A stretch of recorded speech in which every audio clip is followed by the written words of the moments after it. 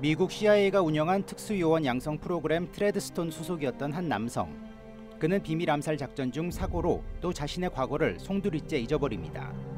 자신의 과거를 역추적하는 이 남성은 트레드스톤 프로그램의 추악한 진실을 알게 되며 CIA는 이를 은폐하기 위해 이 전직 요원을 죽이려 합니다. 하지만 그는 자신의 과거에 대한 진실을 규명하고 CIA의 비밀 프로그램을 전 세계에 폭로합니다. 007 제임스 본드의 안티테즈 액션 스타가 돌아왔습니다. 자신의 과거를 뒤로한 채 미국 정보당국으로부터 도망다니며 지내는 제이슨 본. 과거 동료인 전직 CIA 요원 니키로부터 연락을 받아 만납니다. 니키는 CIA 데이터베이스를 해킹해 본의 아버지가 트레드스톤 프로그램에 관여했다는 사실을 알립니다. 이 과정에서 본은 그가 아직 기억하지 못한 중대한 비밀을 알아내고 CIA는 본이 새로 입수한 기밀 자료가 세상에 알려질 것을 우려해 그를 추격합니다. 오리지널 3부작 이후 9년 만에 돌아온 제이슨 본 어땠냐고요? 결론적으로 말씀드리면은 앞서 나온 영화들과 비교해 가장 약하지 않았나 싶습니다. 물론 그게 나쁜 영화라는 얘기는 아닙니다. 물론 표면적으로는 본 특유의 어두우면서도 동시에 화려한 액션이 많이 담긴 아주 효과적인 액션 스릴러물입니다. 하지만 영화를 보면서 내내 왜 이렇게 지겹지라는 의문에서 벗어날 수 없었습니다.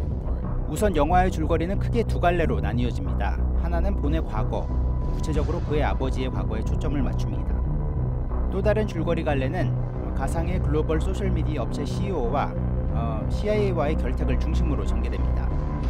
사람들의 소셜미디어나 스마트폰 사용 등을 통한 개인정보 취득 후 이를 악용하는 시놉시스. 최근에 이런 개인정보를 소재로 한 영화 많이 본 것 같지 않으십니까?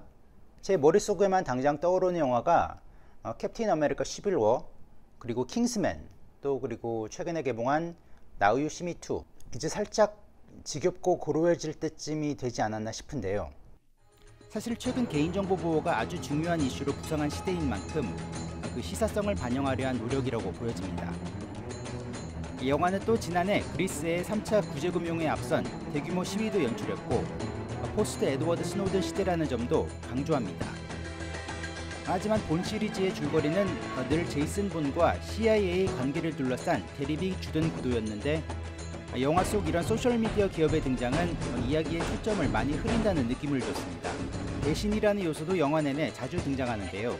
같은 조직원이라도 각자 이해관계에 따라서 다르게 움직이는 캐릭터들에서 또 제이슨 본도 결국 국가를 등진 배신자 아니냐는 등의 질문을 던지며 배신과 충성 등에 관한 문제의식과 생각해볼 거리 등을 중간중간에 녹여 넣었습니다.